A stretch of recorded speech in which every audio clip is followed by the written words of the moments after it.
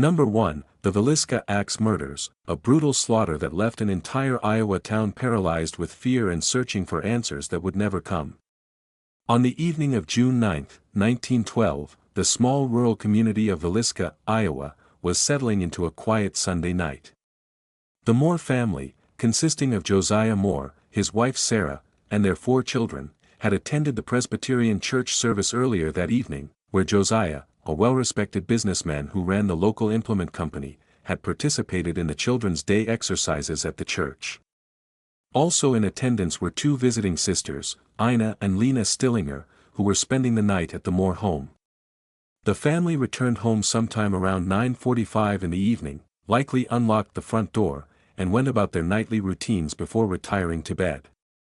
What happened between approximately 10 o'clock that night and the early morning hours of June 10 remains one of the most horrifying and perplexing unsolved mass murders in American criminal history. When the Moore family failed to appear at their usual morning routines on Monday, June 10, concerned neighbors began to gather. Josiah's business partner, Ross Moore, who was also Josiah's brother, became increasingly worried when no one answered repeated knocks at the door. He eventually contacted Mary Peckham, a neighbor who lived directly across the street, and asked her to investigate. Mary had already noticed that something was wrong because the Moore home appeared unusually still and the blinds remained drawn. Mary entered the house through the unlocked front door and immediately sensed that something was terribly wrong. The house was eerily quiet, and as she moved through the rooms, she discovered the bodies. She ran from the house screaming, and soon a crowd gathered. Ross Moore entered the home and made his way through the small house, discovering scene after scene of unimaginable carnage in the upstairs bedrooms. Sheriff Henry Whitaker was summoned and arrived to find that 8 people had been brutally murdered while they slept. Josiah and Sarah Moore were found in their bedroom, both having suffered massive blunt force trauma to the head, inflicted by what investigators determined was an axe. The 4 Moore children, Herman, Catherine, Boyd, and Paul, ranging in age from 5 to 11, were found in a separate bedroom, each having been struck repeatedly with the same axe. In the guest bedroom, the 2 Stillinger sisters, Lena, age 11, and Ina, age 8, were also found murdered. The crime scene revealed deeply disturbing details that suggested a level of deliberate cruelty and methodical planning. All of the victims had been struck in the head with an axe while they lay in their beds, most likely while they slept. The axe itself belonged to the Moore family and was found in the downstairs bedroom, leaning against the wall and having been washed clean. All of the mirrors in the house had been covered with cloth or clothing, and a 2-pound slab of uncooked bacon had been placed at the foot of the stairs in a manner that suggested it was left there by the killer.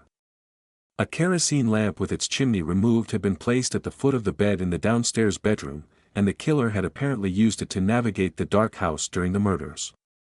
The windows in the downstairs rooms had been covered with clothing to prevent light from escaping and to keep anyone outside from seeing in.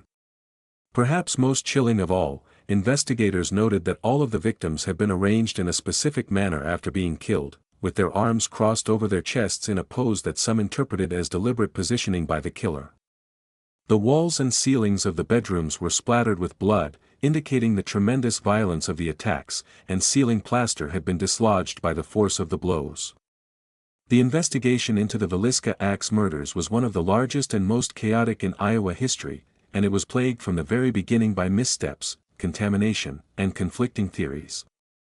Sheriff Whitaker, who had never handled a crime of this magnitude, failed to secure the crime scene properly, allowing neighbors and curious onlookers to wander through the house freely in the hours after the bodies were discovered.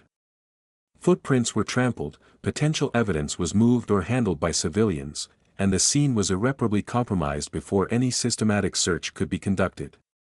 A coroner's inquest was held on June 12, just 2 days after the bodies were found, and it was conducted in a highly disorganized fashion. Witnesses were called and questioned in a seemingly random order, and the proceedings more closely resembled a town hall meeting than a formal judicial inquiry. During the inquest, a neighbor named William Mansfield emerged as an early suspect. Mansfield was a former resident of the area who had moved away, and there were reports that he had been seen near the Moore home on the evening of the murders. More disturbingly, it was later discovered that Mansfield's own family, his wife, infant child, and his father-in-law, had been murdered in their home in Blue Island, Illinois, in 1914, in a strikingly similar manner, with an axe and with the bodies arranged after death. Despite the eerie similarities between the two crimes, Mansfield was never formally charged in either case, and the connection between the Villisca murders and the Blue Island murders was never conclusively established in court. Another prominent suspect was a prominent Villisca citizen named Frank F. Jones, who was Josiah Moore's former employer and business rival. Moore had left Jones's implement company to start his own competing business, and the two men had developed a bitter and public feud. Jones was a wealthy and politically connected man in the community, and many people in Villisca believed that he had hired someone to murder Moore and his family out of revenge and business rivalry. A private detective named Newton Wilkerson was hired by the state to investigate the murders, and he became convinced that Jones was behind the crime. Wilkerson eventually arrested a man named William Mansfield, whom he alleged was the hired killer, and a grand jury was convened to consider charges. However, the case against Mansfield collapsed due to lack of evidence, and he was released. A second suspect, a reverend named George Kelly, was also arrested and tried for the murders. Kelly was a traveling preacher who had been in Villisca on the night of the murders and had exhibited erratic behavior both before and after the crime. He had reportedly become obsessed with the Moore family and had made strange comments that some interpreted as confessions. Kelly was tried twice for the murders, and both trials ended in acquittal, with juries finding insufficient evidence to convict him. A senator named William H. Smith, who had been appointed by the governor to investigate the case, conducted a lengthy inquiry and eventually issued a report that pointed toward Frank Jones as the most likely mastermind, but no charges were ever filed against Jones. Over the years, numerous other suspects have been proposed, including a transient laborer, a railroad worker, and various drifters who were known to have passed through the area, but none of these theories have ever been substantiated with credible evidence. The legal proceedings surrounding the Villisca axe murders were a testament to the limitations of early 20th century criminal investigation and the dangers of conducting a murder investigation in a small town where personal grudges, political influence, and public hysteria could easily overwhelm the pursuit of justice. The failure to secure the crime scene, the rushed coroner's inquest, the reliance on rumor and speculation rather than forensic evidence, and the interference of private detectives with their own agendas all contributed to a case that spiraled out of control and ultimately produced no convictions. The broader implications of the Villisca case were significant for American law enforcement. The case became a textbook example of what could go wrong when a major crime occurred in a small community that lacked the resources and expertise to handle it properly. It highlighted the critical importance of crime scene preservation, systematic evidence collection, and the dangers of allowing public opinion and local politics to drive a criminal investigation. In the years following the murders, Villisca was forever changed. The Moore home stood vacant for years, and many residents of the town refused to live near it or even walk past it. The house changed hands multiple times and eventually became a macabre tourist attraction, with visitors drawn by the enduring mystery and the dark history that permeated its walls. The children who survived in the town grew up with the shadow of the murders hanging over their community, and many families moved away in the years that followed, unable to shake the fear and unease that the crime had instilled. Today, more than a century later, the Villisca axe murders remain officially unsolved. No one has ever been held legally accountable for the deaths of Josiah Moore, Sarah Moore, their 4 children, and the 2 Stillinger sisters. The case continues to be studied by criminologists, historians, and true crime researchers, and it is frequently cited as one of the most disturbing and perplexing unsolved mass murders in American history. The Moore family and the Stillinger sisters are buried in the Villisca Cemetery, their grave markers a quiet testament to a tragedy that defies explanation. The house where they died still stands, preserved as a historical site, a place where visitors can walk through the same rooms where 8 innocent people were slaughtered in their sleep, and where the question of who wielded the axe on that quiet June night in 1912 remains forever unanswered. Number 2, the Hinterkaifeck murders, a nightmare hidden deep in the Bavarian woods where an entire family was annihilated and the killer simply vanished into the fog. The Hinterkaifeck farmstead was a small, isolated property located approximately 40 miles north of Munich, Germany, nestled in a rural stretch of farmland near the town of Groburn. The farm was home to the Gruber family, including 63-year-old Andreas Gruber, his wife Casilia, aged 72, their 35-year-old daughter Victoria Gabriel, Victoria's 7-year-old daughter Casilia, her 2-year-old son Joseph, and the family's maid, Maria Baumgartner, aged 44. The farm was called Hinterkaifeck, meaning, behind the Kaifeck farm, because of its remote location, set back from the main road and surrounded by fields and dense woodland. In the days leading up to the murders, several strange and unsettling events had occurred that, in retrospect, seemed to clearly signal that someone had been watching the farm and lurking around the property. Andreas Gruber had reportedly told several neighbors about discovering footprints in the snow leading from the edge of the woods directly to the farm's back door, but no corresponding footprints leading away. He had also found a newspaper on the property that no one in the household had purchased, and the house keys to the farm had gone missing from their usual location. Most disturbingly, Andreas had reported hearing strange noises coming from the attic or the upper floors of the house, as if someone was moving around above them. Despite these deeply concerning signs, Andreas Gruber did not contact the police, a decision that would prove fatal. On the evening of March 31, 1922, the family sat down for their evening meal. Afterward, they retired to the various rooms of the small farmhouse. The new maid, Maria Baumgartner, had arrived at the farm just hours earlier, replacing the previous maid who had quit abruptly 6 months before, reportedly because she believed the farm was haunted by the strange sounds and unsettling atmosphere she had experienced there. What happened during the night of March 31 and the early morning hours of April 1, 1922, was a systematic and methodical slaughter that bore the hallmarks of careful planning and a disturbing intimacy with the layout of the farm and the habits of the family. The killer or killers used a mattock, a farming tool similar to a pickaxe, to bludgeon every member of the household to death. The autopsies conducted after the bodies were discovered revealed that the victims had been attacked in a specific sequence. Andreas Gruber was killed in the barn, where he had apparently been lured or had gone to investigate a noise. He was struck multiple times in the head with the mattock. His wife Casilia and their daughter Victoria were killed in the kitchen area, also suffering severe head wounds. The young granddaughter Casilia, who was just 7 years old, was found in her bedroom, and the autopsy revealed something truly horrifying. The child had survived the initial attack and had been found with clumps of her own hair clutched in her hands, suggesting that she had pulled her own hair out in agony and terror over a period of hours as she lay dying next to the bodies of her family. The 2-year-old Joseph, who was rumored in the community to be the illegitimate son of Victoria and her own father Andreas, a claim that was never proven, was killed in his crib. Maria Baumgartner, the maid who had arrived just hours before the murders, was found killed in her bed in the maid's quarters. After killing the family, the perpetrator or perpetrators did not simply flee.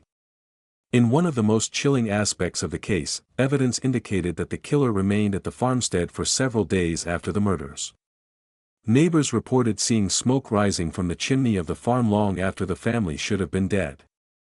The farm's animals, including the cattle and chickens, continued to be fed and cared for. Bread was baked in the kitchen, and meals were prepared. Someone had eaten food from the kitchen and had even taken meat from the pantry. The killer had essentially moved into the farmhouse and lived there among the corpses of the Gruber family for at least 3 to 4 days before finally disappearing. The bodies were not discovered until April 4, when neighbors became concerned because they had not seen any sign of the family for several days and because young Joseph had not been taken to his usual appointments. A group of neighbors went to the farm and made the gruesome discovery. The police investigation that followed was massive by the standards of rural Bavaria in the 1920s, but it was hampered by the same kinds of problems that had plagued the Villisca investigation, including a contaminated crime scene, the loss of potential evidence due to the number of people who had entered the property before police arrived, and the limited forensic techniques available at the time.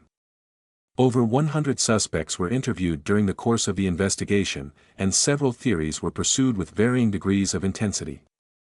One prominent theory centered on a man named Lorenz Schlittenbauer, a local farmer who had a connection to the Gruber family through a complex web of personal relationships.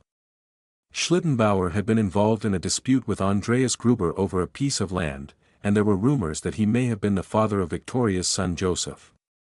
Schlittenbauer was among the group of neighbors who discovered the bodies, and some investigators found his behavior at the scene suspicious. He reportedly knew the layout of the farm well and seemed unusually calm when confronted with the carnage.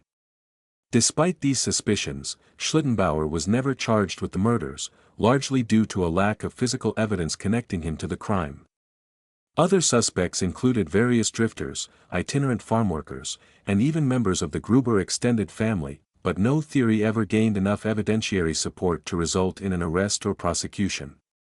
The police conducted extensive searches of the surrounding woods and farmland, interrogated dozens of witnesses, and even consulted with psychics and occultists in a desperate attempt to solve the case, but all efforts proved fruitless.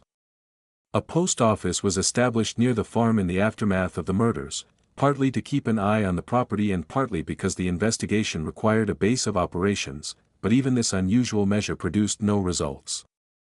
The Hinterkaifeck murders had a profound and lasting impact on the surrounding community.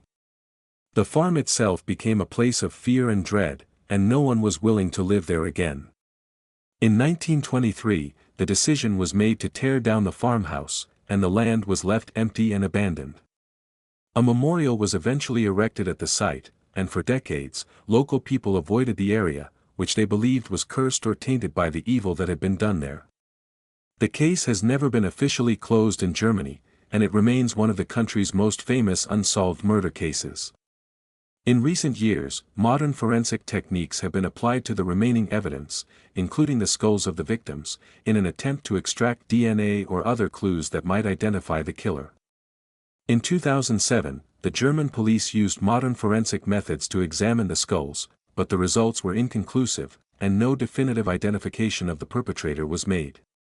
The Hinterkaifeck murders continue to fascinate and horrify people around the world, not only because of the brutality of the crimes but because of the deeply unsettling image of a killer who murdered an entire family and then calmly moved into their home, cooked their food, fed their animals, and lived among their decomposing bodies for days before vanishing without a trace.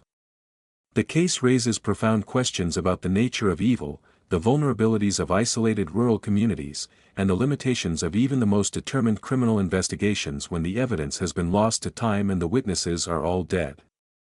To this day, no one knows who walked through the snow to the Hinterkaifeck farm in the spring of 1922, who raised a mattock against sleeping children and elderly grandparents, and who sat by the fire in that lonely farmhouse while the bodies of the Gruber family lay in the rooms above and around them.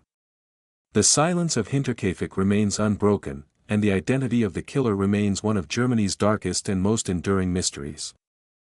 Number 3, the Black Dahlia murder, the savage killing and mutilation of a young woman in Los Angeles that became the defining symbol of Hollywood's dark underbelly and has haunted the city for over 7 decades. Elizabeth Short was born on July 29, 1924, in Hyde Park, Massachusetts, a suburb of Boston. She was the third of 5 daughters born to Cleo and Phoebe Short, and by all accounts, her early childhood was relatively normal, though the family would eventually be fractured by her father's disappearance. In 1930, when Elizabeth was just 5 years old, Cleo Short parked his car on a bridge, apparently staged a suicide, and vanished. It was later discovered that he had actually abandoned his family and fled to California, where he lived in secret for years. The abandonment deeply affected Elizabeth, who grew into a strikingly beautiful young woman with pale skin, dark hair, and striking blue eyes, but who also exhibited signs of emotional fragility and a restless, rootless nature that would define much of her short adult life.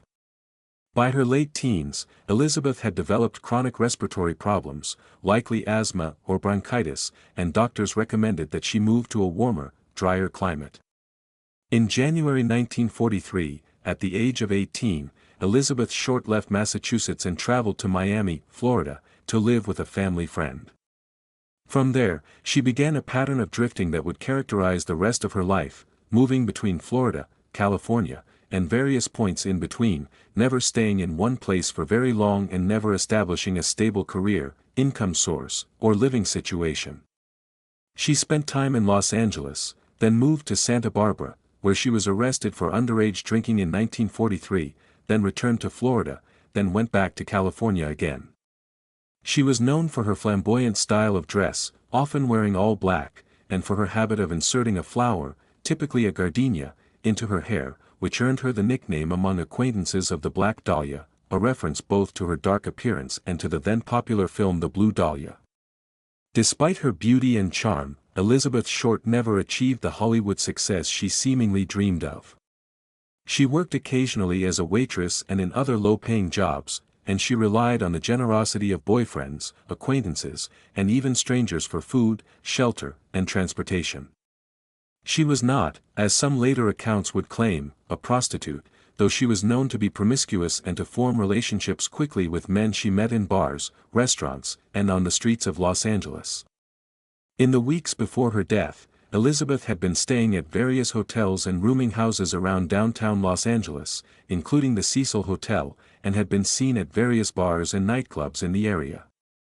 She had recently ended a relationship with a married man, a salesman whom she had met in Florida, and she had reportedly expressed a desire to return to the East Coast to visit her sister, who was expecting a child.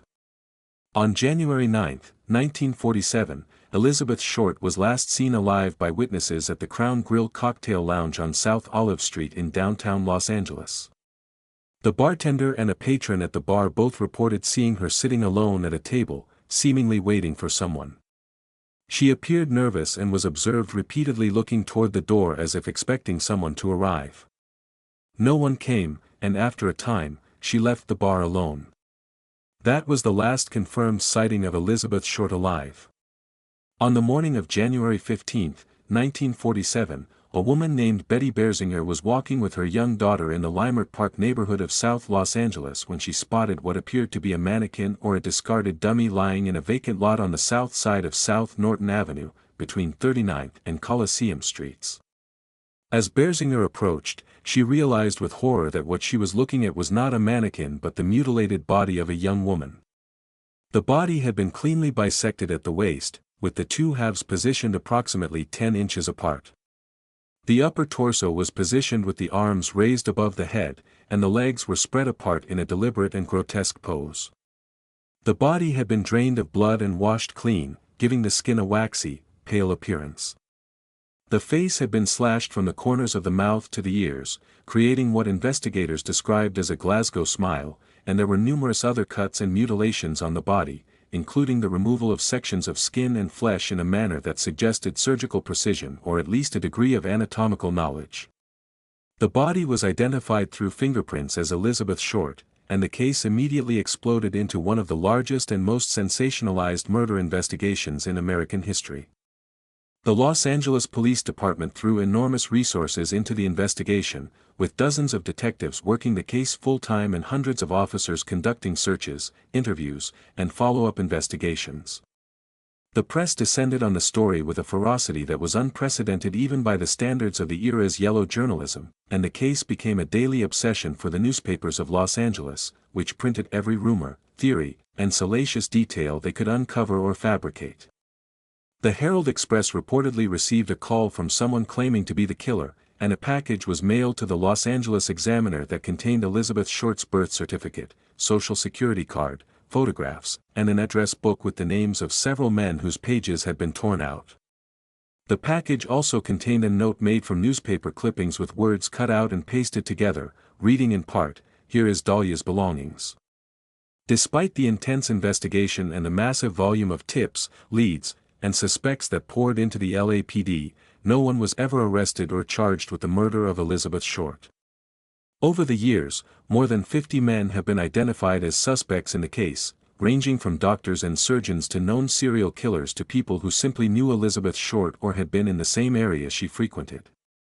Among the most prominent suspects was a surgeon named Walter Bailey, who lived near the area where the body was found and who had a daughter who was acquainted with Elizabeth Short. Bailey's surgical expertise was cited as a potential link to the precise cuts and mutilations found on the body, but no concrete evidence ever connected him to the crime. Another prominent suspect was a man named Robert Manville, a wealthy businessman with a history of violence against women, who was investigated but never charged.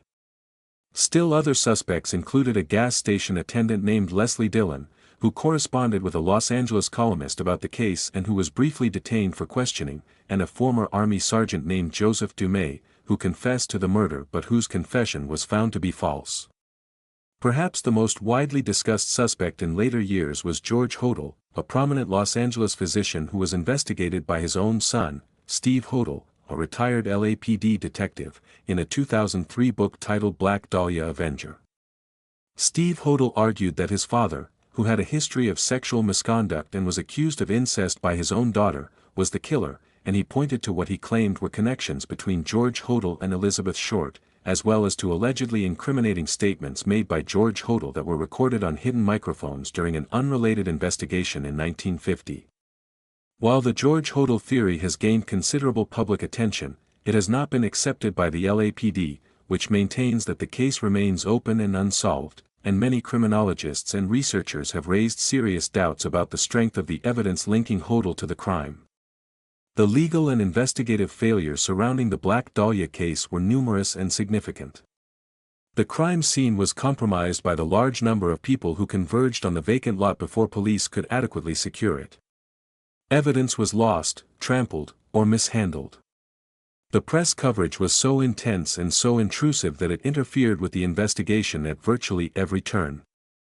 And the LAPD's relationship with the media in those days was far more collaborative and far less professional than it would become in later decades. Witnesses were hounded by reporters, suspects were publicly named and shamed before any evidence against them had been properly evaluated, and the relentless pressure to solve the case in the face of overwhelming public attention likely led investigators down numerous false paths. The broader impact of the Black Dahlia murder on American culture and on the city of Los Angeles cannot be overstated. The case became a foundational myth of Hollywood noir, a symbol of the darkness that lurked beneath the glittering surface of the entertainment industry. It has inspired countless books, films, television programs, and works of art, and it has become one of the most referenced and revisited unsolved murders in history. For the family of Elizabeth Short, the case was a source of unimaginable pain and humiliation. Her mother, Phoebe Short, who had been told initially that her daughter had won a beauty contest in California, learned the truth about her daughter's death when she saw the newspapers. The family was subjected to decades of unwanted attention, rumors, and accusations, and they spent years trying to distance themselves from the sensationalized narrative that had been constructed around Elizabeth's life and death. Elizabeth Short is buried in the Mountain View Cemetery in Oakland, California, beside her father, Cleo, who had eventually resurfaced and reunited with the family before his death. More than 77 years after her body was found in that vacant lot in Leimert Park, the killer of Elizabeth Short remains unidentified and free. The Black Dahlia case stands as a monument to both the enduring fascination of true crime and the devastating human cost of unsolved violence, a reminder that behind every famous mystery is a real person whose life was stolen and whose story was never fully told. Number 4, The Boy in the Box, the heartbreaking discovery of a murdered child whose identity remained a mystery for 65 years, a case that moved an entire city to tears and defied every effort to find answers. On February 25, 1957, a young man named John Plachta was checking his muskrat traps in a wooded area in the Fox Chase neighborhood of northeast Philadelphia, near a road called Susquehanna Road, when he spotted a cardboard box lying on the ground at the edge of the woods. When he approached, he saw inside the box the body of a small boy. The child was naked, bruised, and malnourished, and his body showed clear signs of severe abuse and neglect. His hair had been crudely cut, possibly in an attempt to disguise his appearance, and his fingernails and toenails had been trimmed with care, a detail that struck investigators as oddly tender given the brutality of the killing. The child was wrapped in a plaid blanket and placed inside a J.C. Penney bassinet box that had been discarded in the woods. The boy was estimated to be between 4 and 6 years old, though he was small for his age and appeared to be undernourished. He had suffered multiple blunt force injuries to his head and body, and the official cause of death was determined to be blunt force trauma, though the exact mechanism, whether he was struck, beaten, or thrown, was never conclusively determined. The discovery of the body triggered an immediate and massive investigation by the Philadelphia Police Department, and the case quickly captured the attention of the entire city and, eventually, the entire nation. The police released photographs of the boy's face, hoping that someone would recognize him, and the image of the small, lifeless child with his light brown hair and pale skin became one of the most iconic and heartbreaking images in the history of American criminal justice. The boy was given the nickname, "The Boy in the Box," and later, America's Unknown Child, and his case became one of the most widely publicized unsolved murder cases in the country. Hundreds of thousands of flyers bearing the child's photograph and description were distributed across Philadelphia and the surrounding region. Police checked missing persons reports from every state in the country and from Canada and Mexico. They investigated reports of missing children from as far away as Europe and South America.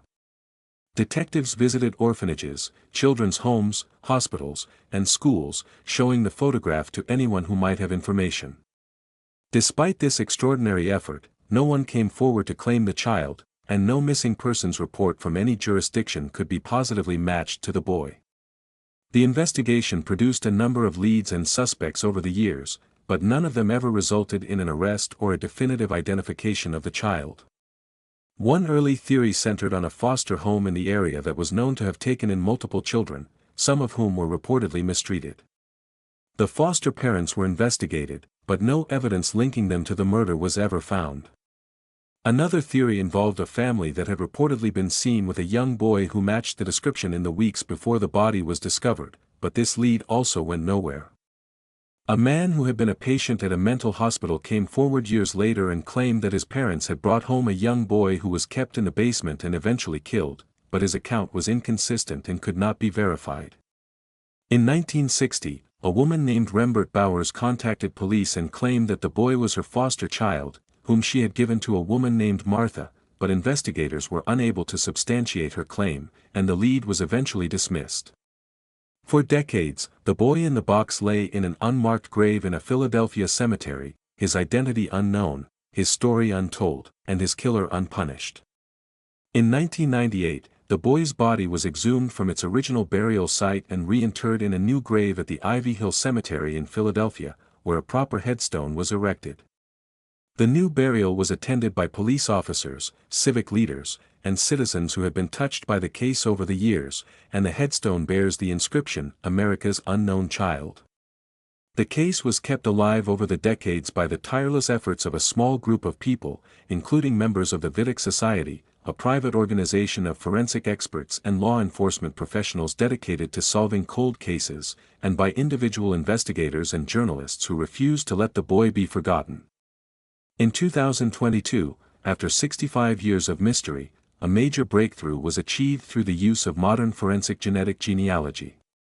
Investigators working with the Philadelphia Police Department extracted DNA from the child's remains and used advanced genetic analysis to trace his family lineage through public genealogy databases. The analysis identified the boy as Joseph Augustus Sorelli, who was born on January 13, 1953, in Philadelphia. The identification was confirmed by Philadelphia Police Commissioner Danielle Outlaw in a press conference on December 8, 2022. The identification of Joseph Sorelli was a watershed moment in the case, but it also raised new and deeply troubling questions. Joseph's parents were identified through the genetic analysis, but both of his parents were deceased by the time of the identification, meaning that they could never be questioned about what happened to their son.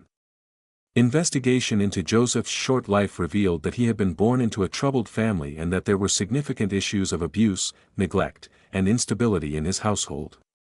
However, despite the identification, no one has ever been charged with Joseph's murder. The legal and investigative challenges in the case remain formidable. The primary suspects are all deceased, making prosecution impossible under Pennsylvania law, which does not permit the posthumous prosecution of murder charges. The physical evidence from the crime scene, which was processed using the limited techniques available in 1957, has been degraded or lost over the decades, making it extremely difficult to extract any new forensic evidence that might identify the killer. The passage of more than 6 decades has meant that memories have faded, witnesses have died, and the trail of evidence has gone cold in ways that even the most advanced modern technology cannot fully overcome. The broader implications of the boy in the box case are profound and deeply disturbing. The case laid bare the vulnerabilities of children in a society where child welfare systems were woefully inadequate and where children could disappear without anyone noticing or caring enough to report it. The fact that a child could be murdered and dumped in a cardboard box in the woods and that no one, not a single parent, neighbor, teacher, or friend, ever came forward to report him missing spoke volumes about the failures of the child protection infrastructure of the era. The case also demonstrated the extraordinary power and potential of modern forensic genetic genealogy, a technology that has revolutionized cold case investigations in recent years and that offers hope for solving other long-dormant cases. For the city of Philadelphia, the boy in the box became a symbol of collective grief and a catalyst for ongoing efforts to protect and care for vulnerable children. The case has been the subject of numerous books, documentaries, and articles, and it continues to be one of the most well-known unsolved murder cases in American history, even after the victim's identity was finally revealed. Joseph Augustus Zarelli is buried at Ivy Hill Cemetery, his grave now bearing his real name, a small measure of dignity restored to a child who was stripped of everything, even his identity, in the most brutal and senseless way imaginable. But the question of who killed this small, defenseless boy and left him in the cold February woods remains unanswered, and the mystery of the boy in the box, even with the name now known, endures as one of the saddest and most haunting cases in the annals of American crime. Number 5, the Zodiac Killer, a masked murderer who terrorized the San Francisco Bay Area with a campaign of violence, cryptic letters, and mocking riddles that turned a killing spree into a grotesque public performance and remains unidentified more than 5 decades later. The terror began on the night of December 20, 1968, on a rural lover's lane near the city of Vallejo, California. David Faraday, 17, and Betty Lou Jensen, 16, were sitting in Faraday's parked Rambler when a stranger approached the car on foot and shone a flashlight into the vehicle. The stranger, described by witnesses as a heavy-set white male wearing a dark outfit and a hood or mask, opened fire with a .22 caliber handgun, shooting Faraday in the head as he attempted to flee the vehicle and then pursuing Jensen as she ran from the car, shooting her 5 times in the back. Faraday died at the scene, and Jensen was pronounced dead upon arrival at the hospital. There were no immediate suspects, and the crime appeared to be a random act of violence with no apparent motive. On July 4, 1969, approximately 7 months after the first attack, another couple was targeted at Blue Rock Springs Park, also near Vallejo. Darlene Farron, 22, and Michael Mageau, 19, were sitting in Farron's parked car when a vehicle pulled up behind them and then drove away. A few minutes later, the vehicle returned, and a man stepped out and approached the couple's car, again shining a flashlight and then opening fire with a 9mm semi-automatic pistol. Mageau was struck multiple times but survived, while Farron was hit and died from her injuries at the hospital. Just minutes after the shooting, an anonymous man called the Vallejo Police Department from a payphone and calmly reported the crime, stating, "I want to report a double murder. If you will go 1 mile east on Columbus Parkway to the public park, you will find kids in a brown car. They were shot with a 9mm Luger. I also killed those kids last year. Goodbye." The phone call was traced, but the caller had already fled. It was this phone call that first linked the 2 attacks and announced the existence of a serial killer who was intentionally communicating with the authorities and the public. On August 1, 1969, 3 letters were mailed to the Vallejo Times-Herald, the San Francisco Chronicle, and the San Francisco Examiner, each containing an identical message. The letters began with the words, "Dear Editor," and each contained 1/3 of a coded message, a cipher, that the writer claimed contained his identity. The letters were signed with a symbol that consisted of a circle with a crosshairs pattern through it, a symbol that the writer said could be used to identify him. The writer referred to himself as the Zodiac for the first time in these letters, and he threatened that if the ciphers were not published in the newspapers, he would go on a killing rampage that would make the previous attacks look like a walk in the park. The newspapers published the ciphers, and a schoolteacher named Donald Hardin and his wife Betty cracked the first cipher within a week. The decoded message did not reveal the killer's identity, as he had claimed, but instead contained a rambling statement in which the killer expressed his motivation for the crimes, stating that he was killing because it was more fun than killing wild animals in the forest and that he would not give away his identity because it would slow down or stop his collecting of slaves for the afterlife. The decoded message ended with a chilling reference to the fact that the cipher was not difficult to crack and that it would keep people busy. On September 27, 1969, the Zodiac struck again, this time at Lake Berryessa in Napa County. Brian Hartnell, 20, and Cecilia Shepard, 22, were picnicking on a remote stretch of the lake's shoreline when a man approached them wearing a bizarre costume that consisted of a black executioner-style hood with a white crosshair symbol drawn on it over the eyes and a clip-on bib with the same crosshair symbol on the chest. The hood was essentially a makeshift mask with eye slits cut into it. The man was carrying a knife and told Hartnell and Shepard that he was an escaped convict from a prison in Montana and that he needed their car and money to flee to Mexico. He then pulled a gun, which turned out to be a knife painted black to resemble a firearm, and ordered Hartnell to tie up Shepard and then himself with a pre-cut length of clothesline that the killer had brought with him. Once both victims were bound, the killer stabbed them repeatedly, targeting Hartnell in the back and Shepard multiple times in the back and front. After the attack, the killer walked away calmly and then called the Napa County Sheriff's Office from a payphone near the lake, reporting the crime and stating, "I want to report a murder. If you go to the south side of Lake Berryessa by the intersection of the two roads, you will find two people in a white Volkswagen. They were stabbed. I am the killer. I killed them." The caller then laughed and hung up. Hartnell survived the attack and was able to provide a detailed description of the killer and the costume to investigators. Shepard died from her injuries 2 days later. On October 11, 1969, the Zodiac claimed his final confirmed victim, a San Francisco taxi driver named Paul Stine, 29. Stine was shot once in the head at point-blank range while sitting in his cab at the intersection of Washington and Cherry Streets in the Presidio Heights neighborhood of San Francisco. Witnesses to the shooting saw a man exit the cab, wipe down the driver's side door and the steering wheel with a cloth, and then walk away calmly north on Cherry Street toward the Presidio military base. 3 teenagers in a house across the street witnessed the crime and called police, providing a description of the suspect as a heavy-set white male with glasses, wearing a dark jacket and a dark corduroy hat. Police officers responding to the call encountered a man matching the description walking near the Presidio, but they were instructed by dispatch to look for a black suspect, based on an erroneous report, and they allowed the man to pass without stopping or questioning him. By the time the description was corrected, the suspect had disappeared into the Presidio. On October 13, 2 days after the Stine murder, the San Francisco Chronicle received a letter from the Zodiac that included a piece of Paul Stine's blood-stained shirt tail, which the killer had torn from the shirt as proof that he was the murderer. The letter contained threats to shoot school children as they exited school buses and to bomb school buildings unless certain demands were met, including the requirement that the newspaper print his letters on the front page. The threats caused widespread panic in the Bay Area, and schools implemented armed security and altered their dismissal procedures for weeks. No school attack ever materialized, but the fear the letter generated was immense. Over the following years, the Zodiac continued to send letters to newspapers, including additional ciphers, one of which, known as the Z320 cipher, was not solved until December 2020, by a team of codebreakers working with the FBI's Cryptanalysis and Racketeering Records Unit. The decoded message of the Z320 cipher was again rambling and did not contain any useful identifying information. Various suspects have been proposed over the decades, including Arthur Lee Allen, a convicted child molester who lived in Vallejo and who was investigated extensively by law enforcement.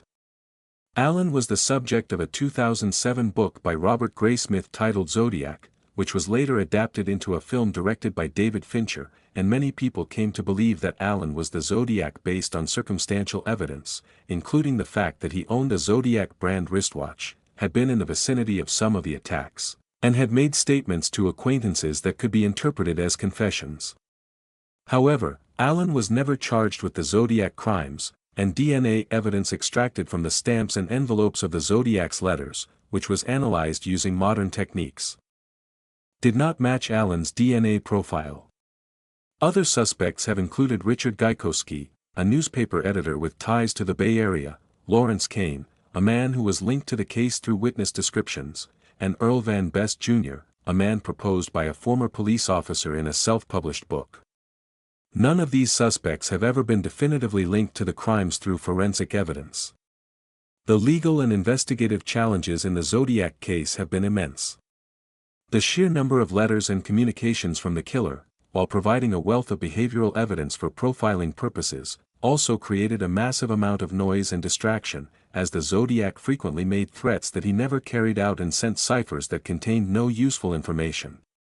The contamination of the crime scenes, the passage of time, and the limitations of forensic technology in the 1960s and 70s all contributed to the case going cold. The broader impact of the Zodiac case on American culture and on the practice of criminal investigation has been enormous. The case is widely credited with helping to establish the modern field of criminal profiling, as the FBI and other agencies studied the Zodiac's communications and behavior patterns in an effort to understand and predict his actions. The case also had a profound effect on the culture of the Bay Area, which was already in a state of social upheaval in the late 1960s due to the Vietnam War, the Civil Rights Movement, and the rise of the counterculture. The Zodiac's attacks added a layer of random, unpredictable violence to an already turbulent environment, and the killer's ability to communicate directly with the public through the newspapers gave the case a uniquely intimate and terrifying quality. Today, more than 55 years after the first attack, the Zodiac killer remains unidentified. The case is officially open and active in the jurisdictions where the crimes occurred, and advances in forensic genetic genealogy continue to offer the possibility that the killer's identity may one day be revealed. But for now, the symbol the killer drew on those letters, the circle with the crosshairs, remains one of the most recognizable and chilling images in the history of American crime, a mark left by a murderer who killed with impunity, taunted an entire region, and walked away into the fog of the San Francisco night, never to be seen or identified again.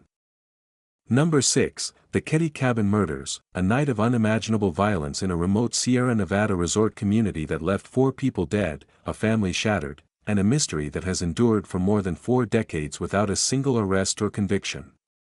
Keddie is a small, unincorporated community located in Plumas County, in the rugged mountainous region of northeastern California, approximately 100 miles north of Sacramento. The community was originally developed in the early 20th century as a resort destination, and by the 1970s and 80s, it had become a collection of aging cabins and modest homes that attracted a mix of permanent residents, vacationers, and transients. Among the residents of Keddie in April 1981 were the Sharp family. Glenna Sue Sharp, a 36-year-old divorced mother of 5, had moved her family to Keddie from the Sacramento area in late 1980 or early 1981, seeking a quieter, simpler life for her children. Sue, as she was known, was described by those who knew her as a kind, generous, and trusting woman who worked as a waitress at a local resort to support her family. Her children ranged in age from 5 to 15, and at the time of the murders, her eldest son, Johnny, 15, and his friend, Dana Wingate, 17, were also living in Cabin 28, along with Sue's 12-year-old daughter, Tina, her 10-year-old son, Ricky, and her 5-year-old son, Greg. The family was not wealthy, and their life in Keddie was modest, but they were generally well-liked in the small community. On the evening of April 10, 1981, a Friday, Sue Sharp and her children were at home in Cabin 28. Johnny and Dana had spent part of the evening playing video games at a neighboring cabin before returning to the Sharp cabin sometime around 9:30 or 10 o'clock. Ricky Sharp and Greg Sharp, along with a young friend named Justin Smart, who was the son of Sue's friend and neighbor Marilyn Smart, had been watching television in the cabin before going to bed. At some point during the evening, a family friend named Sheila Sharp, who was Sue's oldest daughter and who lived in a separate cabin nearby, stopped by Cabin 28 to visit but did not go inside, later stating that she saw people inside through the window but decided not to disturb them and went home. On the morning of April 11, Sheila Sharp returned to Cabin 28 to check on her family and made a horrifying discovery. Inside the small, cramped cabin, she found the bodies of Sue Sharp, Johnny Sharp, and Dana Wingate. All 3 had been subjected to extreme violence. Sue Sharp had been bludgeoned and stabbed repeatedly, and her body showed signs of having been bound with duct tape and electrical cord. Johnny Sharp and Dana Wingate had also been beaten and stabbed, and their bodies were found in a back bedroom. The cabin was a scene of chaos and destruction, with blood spattered on the walls and furniture, and personal belongings scattered throughout. Most disturbingly, young Tina Sharp, age 12, was nowhere to be found.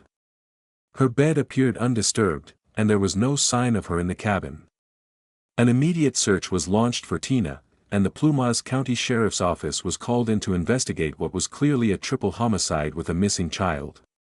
The search for Tina Sharp would end tragically 3 years later, in 1984, when her skull and several other bones were discovered near a waterfall on a steep, remote mountainside in Butte County, approximately 50 miles south of Keddie, near a community called Feather Falls. The rest of her remains were never recovered, and the cause of her death could not be definitively determined from the skeletal remains, though the circumstances strongly suggested that she had been abducted from Cabin 28 and murdered elsewhere. The investigation into the Keddie cabin murders was from the very beginning hampered by a series of serious missteps and questionable decisions by the Plumas County Sheriff's Office. The crime scene in Cabin 28 was not properly secured in the hours after the bodies were discovered, and numerous people, including family members, neighbors, and even curiosity seekers, were allowed to enter and move through the cabin before a thorough forensic examination could be conducted. Critical evidence was lost, moved, or contaminated. The cabin itself was cleaned by a well-meaning but misguided person before forensic technicians had completed their work, destroying potential trace evidence. A hammer and a butcher knife, both of which appeared to have blood on them, were found at the scene, but the handling and processing of these items was flawed, and their evidentiary value was compromised. The duct tape and electrical cord used to bind Sue Sharp were collected, but again, the chain of custody and the forensic analysis were not conducted to the standards that would be expected in a major homicide investigation. Over the years, several suspects have been identified and investigated in connection with the Keddie murders, but none have ever been charged. One of the earliest suspects was a man named Martin Smart, who was the husband of Marilyn Smart and the stepfather of Justin Smart, the young boy who had been in the cabin on the night of the murders. Martin Smart was a convicted felon with a history of violent behavior, and he lived in a cabin adjacent to Cabin 28. In the days after the murders, Smart reportedly told a neighbor that he was worried about what might be found in the cabin and made other statements that some interpreted as admissions of guilt. Years later, a letter was discovered that Smart had written to his wife in which he reportedly made references to the murders, though the exact contents and the reliability of the letter have been debated. Despite these suspicions, Martin Smart was never charged, and he died in 2000, taking whatever secrets he may have had to the grave. Another suspect was a man named John Bobade, who was a friend of Martin Smart and who had been seen in the Keddie area around the time of the murders. Bobade, who also used the alias John Emery, was a convicted sex offender with a criminal history in multiple states. He was interviewed by investigators but was never charged, and he died in 1988. In 2016, a new development occurred when the Plumas County Sheriff's Office announced that a suspect named Robert "Bob" Thurmond had been identified through DNA evidence. Thurmond was a career criminal who had lived in the Keddie area at the time of the murders and who had died in prison in 2015 while serving a sentence for an unrelated crime. According to the sheriff's office, DNA recovered from a piece of duct tape used in the binding of Sue Sharp was matched to Thurmond through modern forensic analysis. However, no charges were filed, because Thurmond was deceased, and the announcement raised more questions than it answered, as it was unclear whether Thurmond acted alone or with accomplices, and the relationship between Thurmond and the other suspects, particularly Smart and Bobade, was never fully explained. The Keddie cabin murders had a devastating impact on the surviving members of the Sharp family and on the small community of Keddie. Sheila Sharp, who discovered the bodies, was traumatized by the experience and has spent decades seeking answers about what happened to her mother, her brother, and her sister. Ricky Sharp, who was 10 years old at the time of the murders and was in the cabin during the night of the killings but was not harmed, has also been deeply affected by the tragedy. The cabin itself, Cabin 28, stood vacant for years after the murders and became a place of morbid curiosity, with some visitors reporting strange sounds and an oppressive atmosphere. The cabin was eventually demolished. The broader implications of the Keddie case relate to the challenges of investigating major crimes in small, rural communities where law enforcement agencies may lack the resources, training, and expertise to handle complex homicide investigations. The Plumas County Sheriff's Office at the time of the murders was a small department with limited experience in handling multiple homicide cases, and the mistakes made in the early hours and days of the investigation proved to be insurmountable obstacles as the years went by. The case also highlighted the vulnerabilities of communities like Keddie, where transient populations, isolated geography, and limited social services created an environment in which violence could occur without the safeguards and support systems that might have prevented it in a more urban or well-resourced setting. Today, the Keddie cabin murders remain officially unsolved, with no one ever having been held legally accountable for the deaths of Sue Sharp, Johnny Sharp, Dana Wingate, and Tina Sharp. The case continues to be investigated by the Plumas County Sheriff's Office and by independent researchers and journalists, and it has been the subject of numerous documentaries, podcasts, and articles. The murders stand as a reminder that even in the most beautiful and remote corners of America, evil can find its way in, and that the failure to properly investigate and prosecute violent crime can leave a wound that never heals, not for the families of the victims, not for the communities where the crimes occurred, and not for the cause of justice itself. Number 7, the murder of JonBenet Ramsey, the killing of a 6-year-old beauty queen in the basement of her own home on Christmas night that became the most notorious unsolved murder case of the 20th century and remains a source of bitter controversy, conspiracy theories, and unresolved grief more than 28 years later.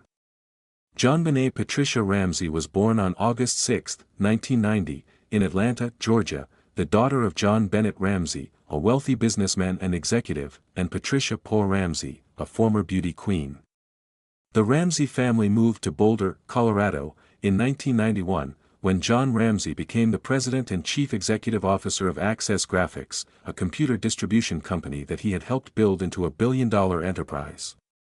JonBenet was a strikingly pretty child with blonde hair and bright eyes, and from a very young age, she participated in child beauty pageants, a hobby that her mother, Patsy, who had herself been crowned Miss West Virginia in 1977, enthusiastically supported and promoted.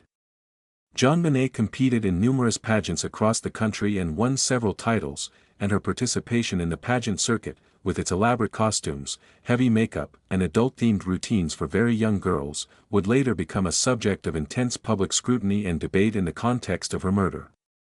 On Christmas Day, 1996, the Ramsey family attended a Christmas party at the home of friends, the Fleet Whites, in Boulder. The family returned to their home, a large, Tudor-style house at 755th 15th Street in Boulder, sometime around 9:30 or 10 o'clock in the evening. JonBenet, who had fallen asleep in the car, was carried into the house by her father and put to bed without being awakened. John Ramsey and his 9-year-old son from a previous marriage, Burke Ramsey, also went to bed. Patsy Ramsey reportedly stayed up for a short time to prepare for a trip to Michigan the next day to visit John's older children from his first marriage.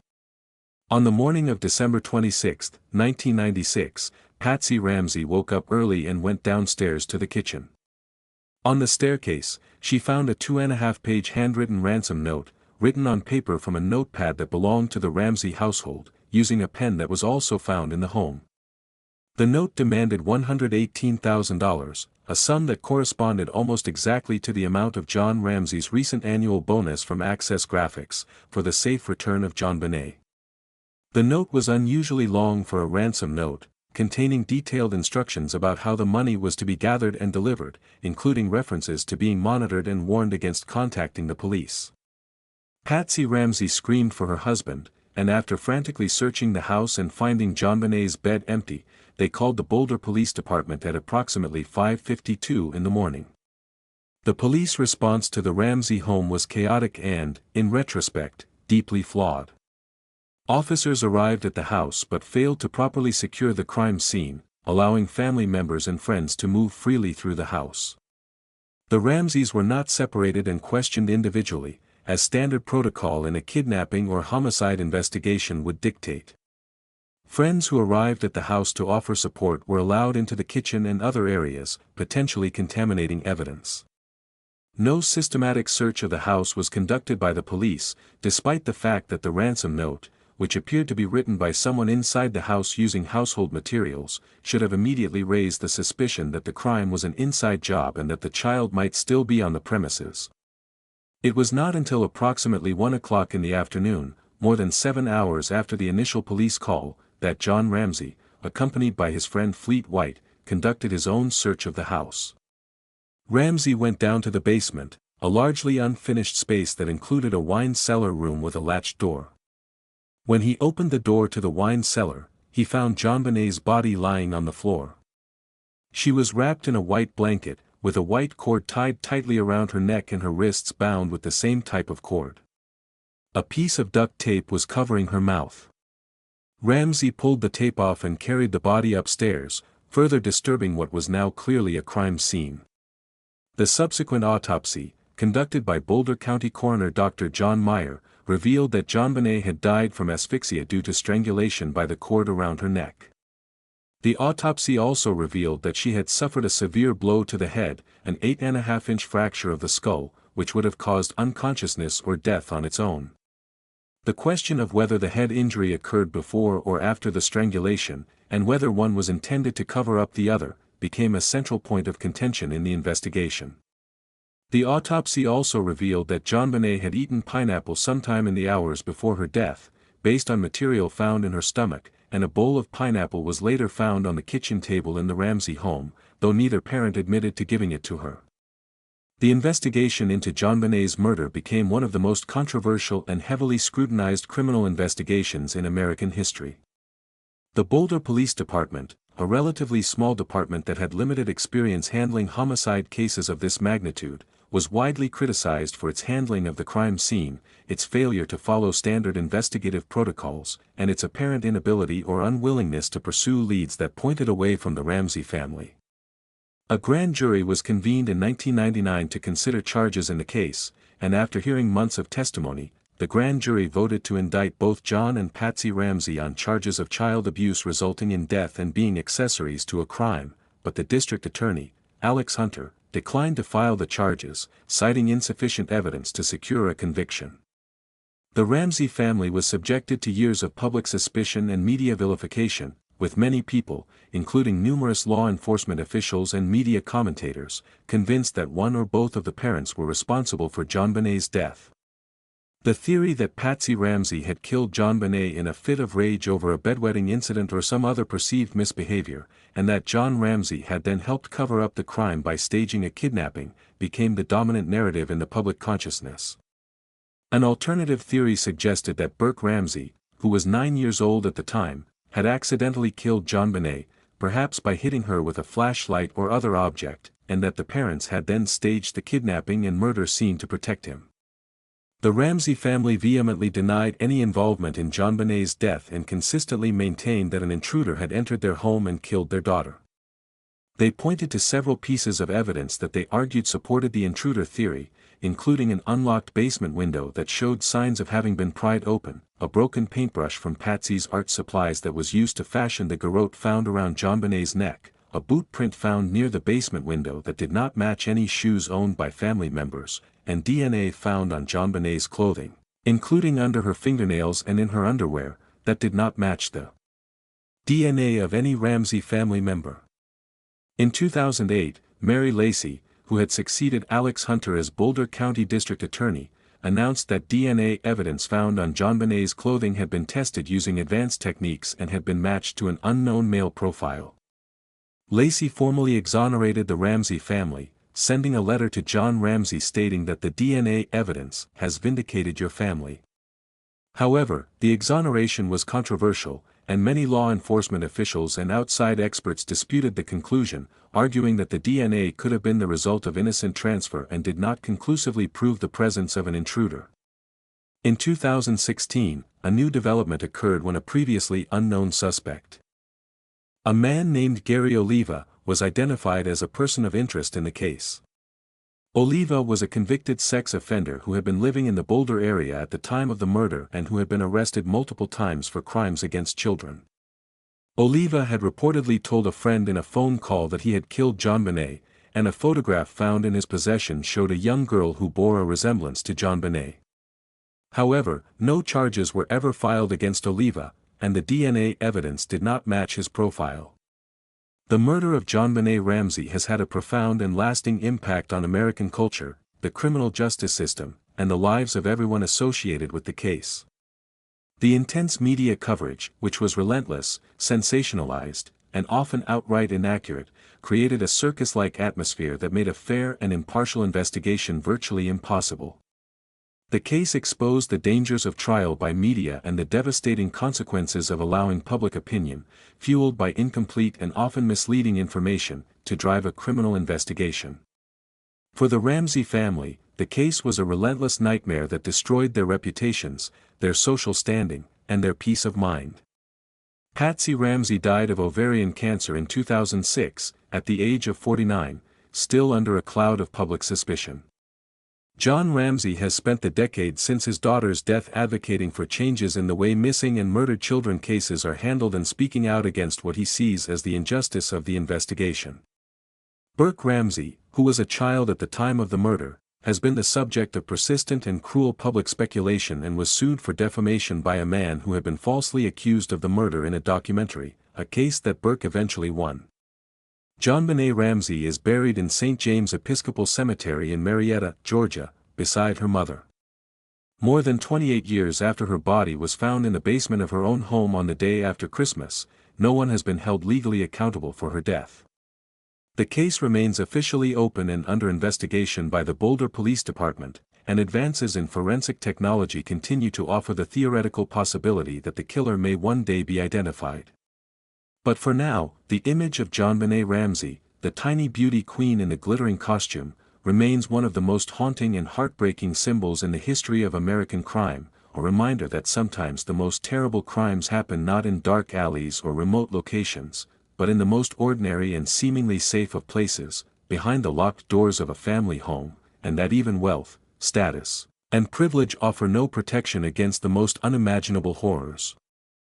Number 8, the Setagaya family murders, a nightmare in a quiet Tokyo neighborhood where an entire family was slaughtered in their own home and the killer stayed for hours, eating their food, using their computer, and leaving behind a trail of strange clues that has baffled Japanese police for more than 2 decades. The Miyazawa family lived in a 2-story house in the Setagaya ward of Tokyo, one of the largest and most populous wards in the city, known for its residential neighborhoods, parks, and relatively low crime rate.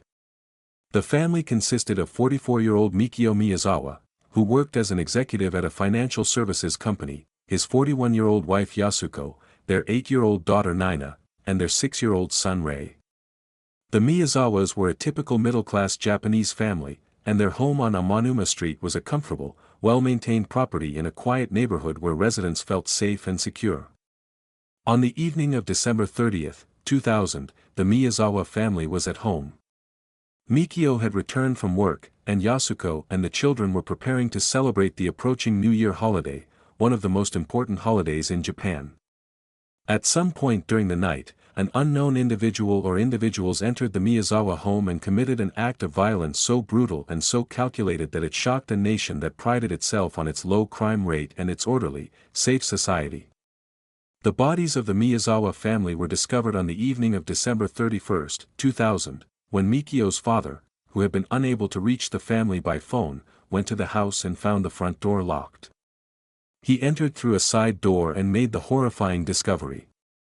Mikio Miyazawa was found on the staircase leading from the first floor to the second floor. He had been stabbed repeatedly in the neck and chest, and his body showed signs of a fierce struggle, with defensive wounds on his hands indicating that he had tried to fight off his attacker. Yasuko Miyazawa was found in a first-floor room, also stabbed and strangled. Nina, the 8-year-old daughter, was found strangled in her bedroom on the second floor. Rei, the 6-year-old son, was found strangled in his bed.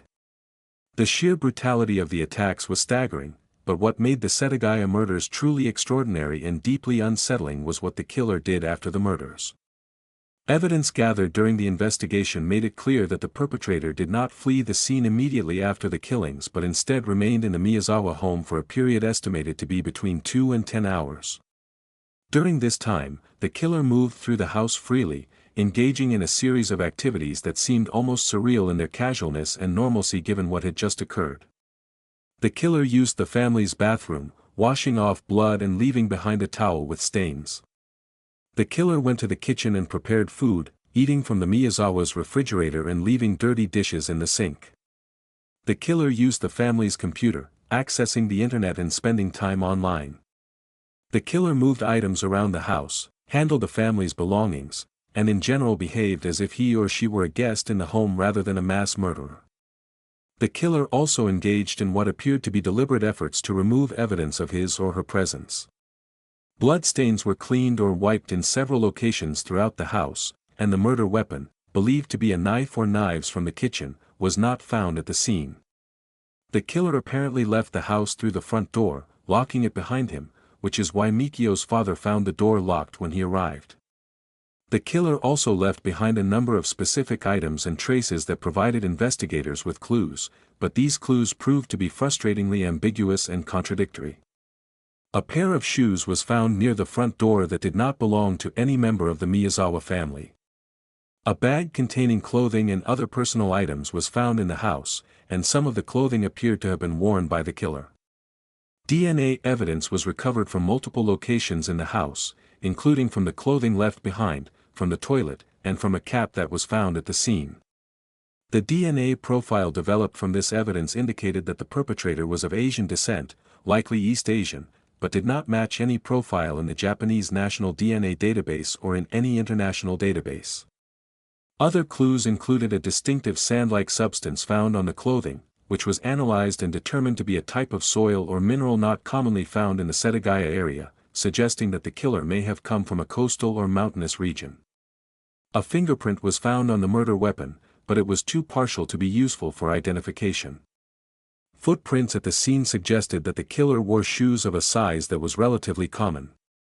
The investigation into the Setagaya family murders was one of the largest and most resource-intensive in the history of the Tokyo Metropolitan Police Department. Hundreds of detectives were assigned to the case, and tens of thousands of people were interviewed. The police conducted door-to-door canvasses of the entire neighborhood, checked surveillance camera footage from businesses and train stations in the area, and distributed millions of flyers with information about the case and a composite image based on the forensic evidence. Despite these extraordinary efforts, no suspect was ever identified, no arrest was ever made, and the case gradually went cold. Over the years, numerous theories have been proposed about the identity and motives of the killer. One theory suggested that the killer was a burglar who had broken into the house intending to commit a robbery and was surprised by the family, leading to a violent confrontation. However, this theory was complicated by the fact that nothing of significant value appeared to have been stolen from the home, and the killer's decision to remain in the house for hours after the murders seemed inconsistent with the behavior of a panicked burglar. Another theory suggested that the killer was someone who knew the family and had a personal grudge, but no such connection was ever identified through the extensive investigation. A third theory, one that gained particular traction in the Japanese media, was that the killer was a mentally ill individual who had acted out of some deeply disturbed impulse, perhaps a fantasy or delusion that drove him to commit the murders and then remain in the house as if he were taking over the family's life. The behavior of staying in the home, using the computer, eating the food, and essentially living in the space after the killings was seen by some behavioral experts as consistent with a form of psychological takeover or identity intrusion, in which the killer was not merely destroying the family but was symbolically replacing them. The Setagaya family murders had a profound impact on Japanese society, which has long prided itself on its safety and order. The idea that an entire family could be slaughtered in their own home in a quiet residential neighborhood in the middle of Tokyo, and that the killer could remain at large for years afterward, was deeply disturbing to the Japanese public and challenged the widely held perception that Japan was immune to the kind of random, violent crime that was more commonly associated with Western countries. The case led to widespread public debate about home security, the adequacy of police investigative techniques, and the psychological factors that might drive someone to commit such an act. In the years since the murders, the Tokyo Metropolitan Police Department has continued to investigate the case, periodically releasing new information or appeals to the public in the hope of generating new leads.